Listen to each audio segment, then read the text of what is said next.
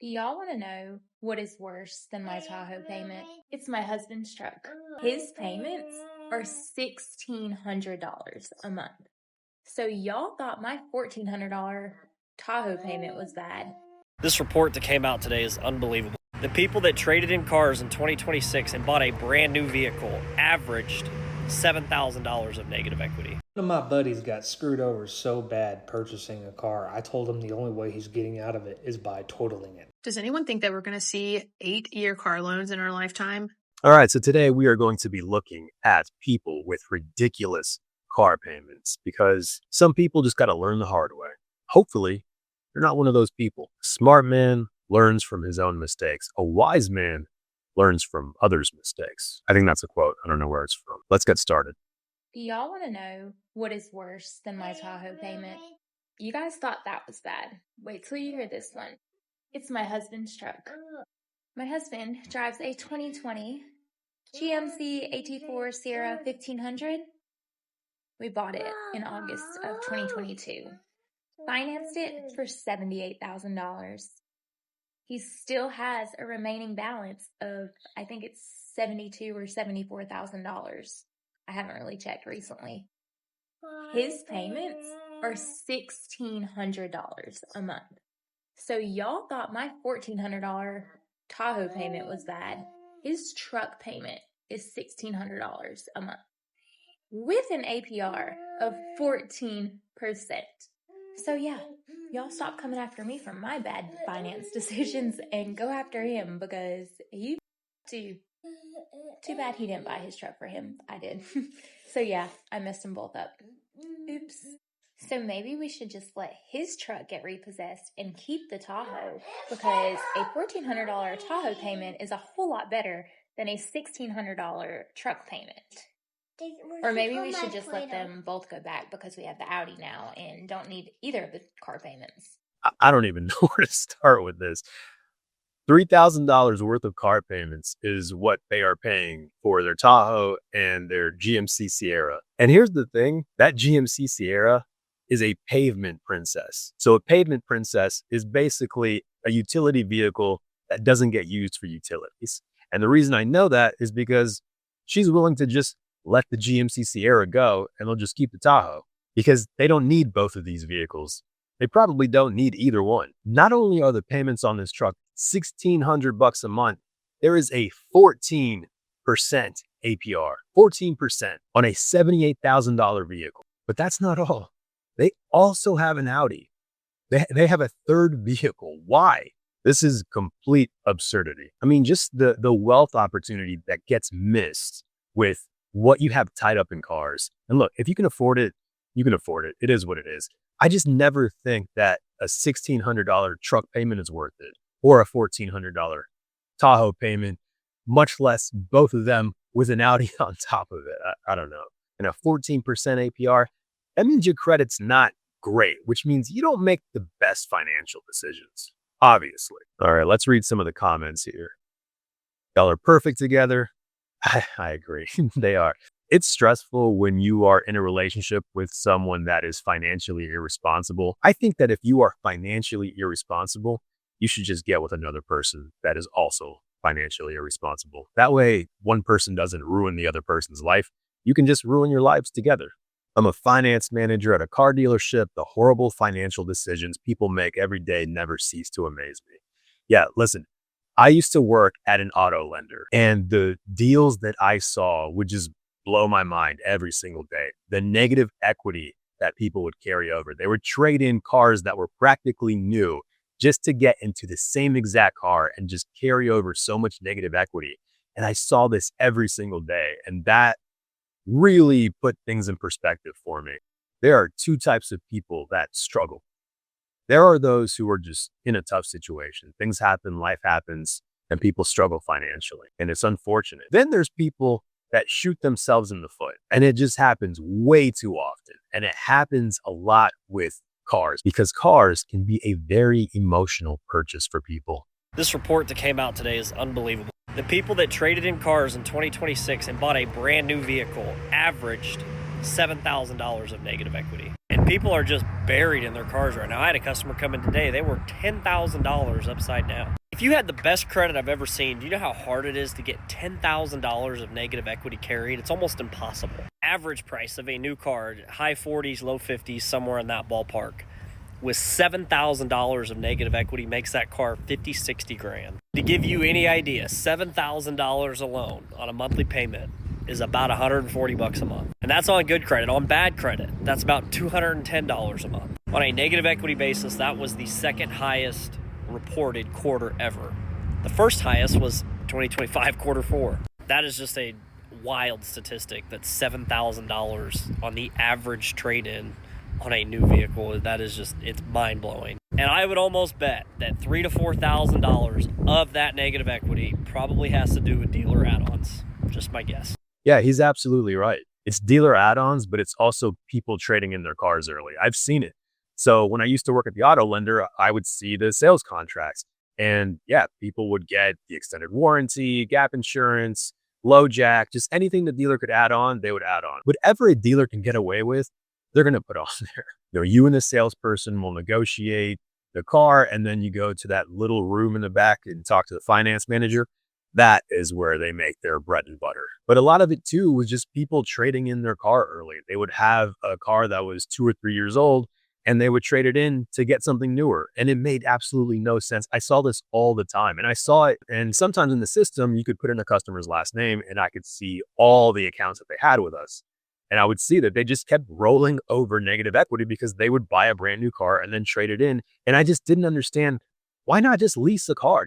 Why didn't you lease this? If you knew, like, this is now a pattern, like, that you want a new car every few years, just lease it. Like, if you're going to tie yourself to a car payment forever, why are you financing?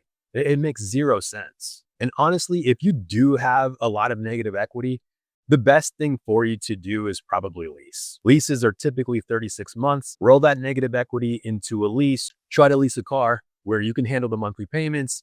And then in 3 years, clean slate. I mean, you'll have nothing to show for it, but hey, no equity is better than negative equity. Let's read some of the comments here. Can't keep financing a car for 80 months and then get bored of it in 24 months and trade it in. People would stop doing this if they could only finance for 48 months. The payment would be too high. Yeah, that's what I pretty much just said, is people get bored of their cars. They take out these car loans for, 72 months, a lot of times 84 months. We'll talk about that later. And they get bored of it and they trade it in for something new. And sometimes it's just a newer version of the car they already have because a new body style came out. One of my buddies got screwed over so bad purchasing a car, I told him the only way he's getting out of it is by totaling it. I told him to find the nearest tree in the middle of the night and run into it. Let me tell y'all this story.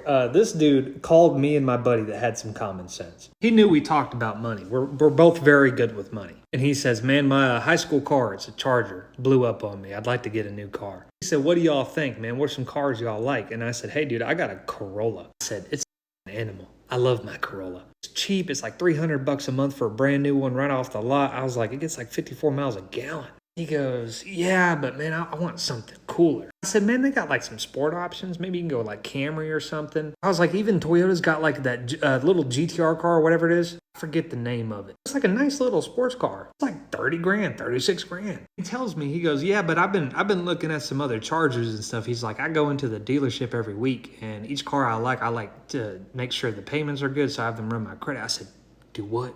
Okay, I don't know if this needs to be said. When you get your credit pulled and they do a hard inquiry, that hurts your credit. In most cases, it's not a lot of points. We're talking like 5, but it could be as much as 21 points. It's different for everybody. If you have like a thin credit profile, an inquiry could really hurt your credit. So just keep that in mind anytime someone does a credit inquiry, a hard pull. A soft pull does not affect your credit at all. My other buddy is just silent.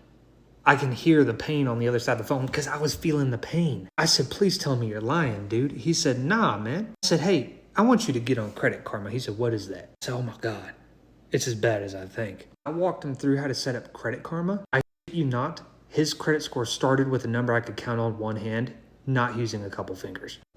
Yeah. Like, oh my God. I said, hey, dude, listen, I really need to talk to you man to man. I said, you need to get a used car. You need a used Corolla.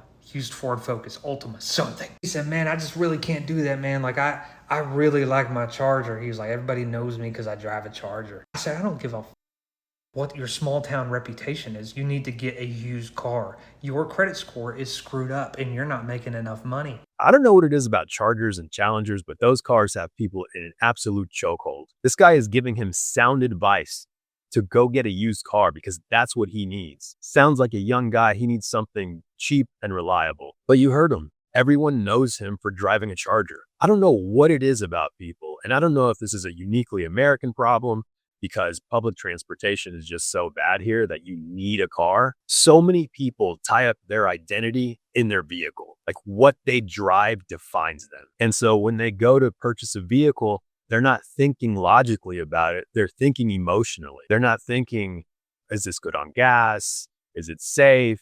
Is it affordable? What's the rate? They're thinking, what does this car say about me? And here's the thing. A lot of the time, it says that you're financially irresponsible. That's what it says about you. He didn't like that answer. He didn't talk to me for another week. My common sense buddy called me the week after. He said, Cody, you got to be sitting down for this.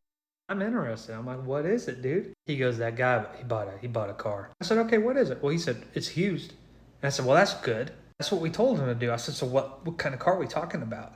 And then there was silence. I could hear him start laughing and he goes, it's a Hellcat. Oh my God, dude. I couldn't believe what I heard. I said, well, how used is this Hellcat? He said, Cody, it's got 227,000 miles on it. My entire room starts spinning. I'm just like, oh my God.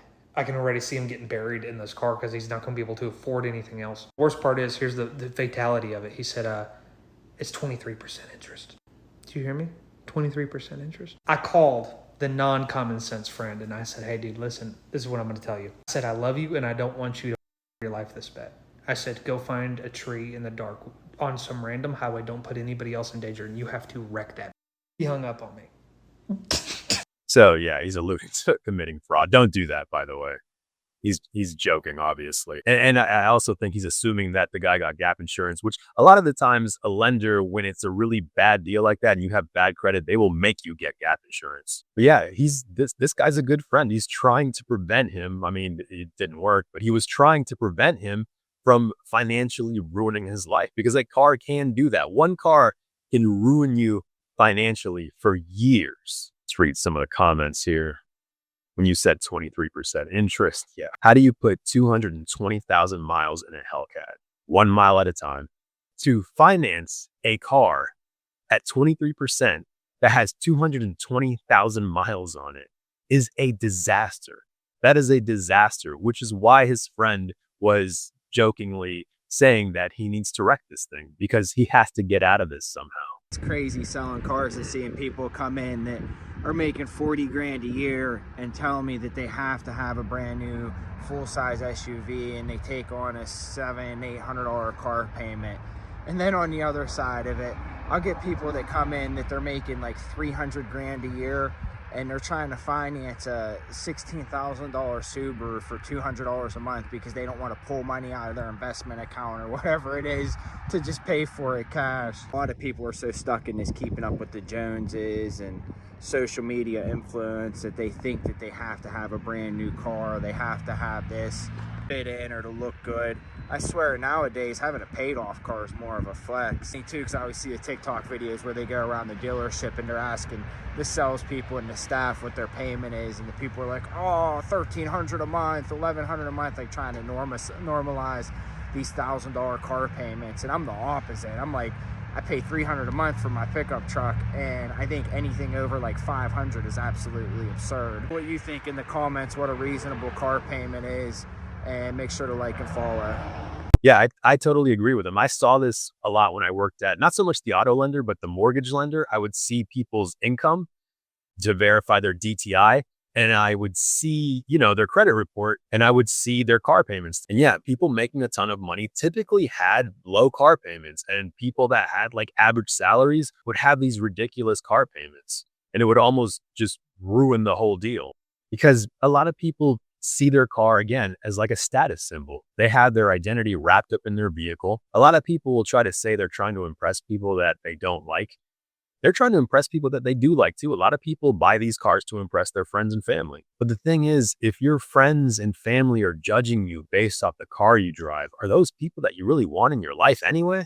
Also, I see this a lot too. People will convince themselves that they need a certain car.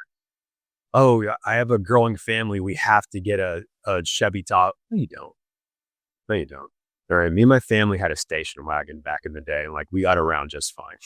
I'm just saying, a lot of the times, people will justify getting super expensive cars because they quote unquote need them. You don't need them. A lot of the time, there is a much cheaper option for you, but they don't want to go that route. They want the car that they want. Let's check out some of the comments here.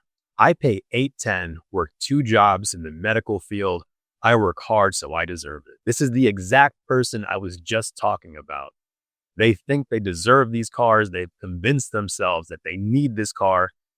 And so they just do it. Like, imagine working 2 jobs so that you can justify your $810 car payment. And then she had someone co-sign for it. Don't listen to these losers. Life is short. It's okay to buy things that bring you joy. I pay $750 a month for my Expedition, and I don't regret it one bit. Yeah, I guess so. Yeah, life is short. So why are you wasting it working 2 jobs to pay for a car? The thinking is so backwards. Mortgage loan officer here. I've denied people mortgages because their debt ratios are too high because they have $1,000 a month car payment, making $60K a year, and it blows up the DTI to refinance their own house. Yep, I worked at a mortgage lender. Mortgage lending requirements are very strict after 2008. Car loan requirements also got stricter after 2008, but they've loosened up a lot since. Mortgages, however, are still very strict. I was on the processing and closing side, so I didn't see a lot of the denials. What I did see, though, was people were in the middle of trying to close out their loan, and I would tell them, the salesperson would tell them, hey, do not make any big purchases. And for the most part, people listen, but every now and then someone would do it. Before the deal was closed, they would go finance a car. And what that did was that messed up their debt to income ratio. So they'd go buy a car. We'd have to include that as part of their paperwork. It went to the underwriter, and the underwriter would say, hey, we can't approve this loan. And then the whole deal got blown up. And now, not only do they have the higher car payment, they also can't refinance their house. And by the way, that last guy was right. They are trying to normalize these $1,000 car payments. That is not normal. And that leads us here into this next video. Does anyone think that we're going to see 8-year car loans in our lifetime? We are all talking about how 84-month loans seem to be more and more of the norm these days to keep payments down, but good gosh, that is crazy. 7 years for a car loan. I mean, I get that some people, it's just what they have to do. But what do y'all think? Do you think we're going to see this? Or do you think hopefully we can get some affordable vehicles in where people don't have to take these long loans? So according to Edmunds, in the second quarter of this year, about 24% of car loans were 84-month loans. That means 1 in every 4 people purchasing a new car were taking out an 84-month loan. And this is actually up 27% from the decade prior, which means this is a growing trend. So do I see 96-month loans in the future? Unfortunately, yes, absolutely. And it's insane because most cars today are just not good quality. Not only are they not great quality, they also have all these new bells and whistles. It's just more stuff to go wrong with the car, and you're stuck in it for 96 months. Okay, so I wanted to read this comment from my last video because I think it kind of captures the mindset of people. And I'm not trying to be mean to this guy because some people just kind of genuinely don't understand. And I want to help people kind of understand why they get into these situations. I'm going to be alone on this boat, but stupid saying if you can't afford the maintenance, you can't afford the car. That logic is too simplistic. Affording a car and being able to comfortably absorb an unexpected $5,000 repair bill are 2 different things. By that standard, if you can't afford a new roof tomorrow, you can't afford your house. Affordability is about managing expected cost and risk, not having unlimited cash for every possible expense. So I agree with part of this, the part where he said that affordability is about managing expected expenses. This comment was left on a video about people buying luxury cars and then not having the money for repairs. And he's saying that there's something different between being able to afford a car and being able to comfortably absorb a $5,000 repair bill. I'm sorry, an unexpected $5,000 repair bill. And that's important because the thing is, it shouldn't be unexpected.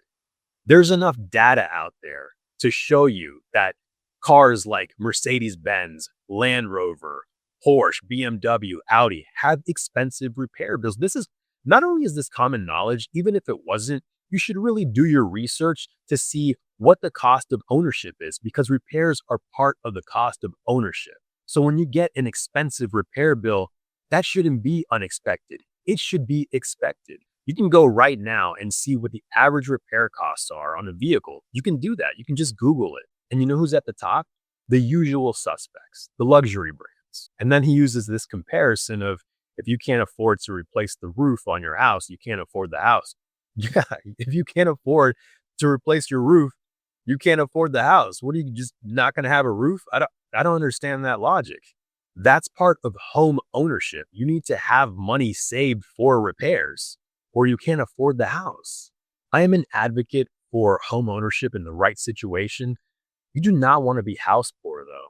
So when you buy something, you should ask yourself, hey, if this breaks, do I have money to fix it? If the answer is yes, you can afford it. If the answer is no, you can't afford it.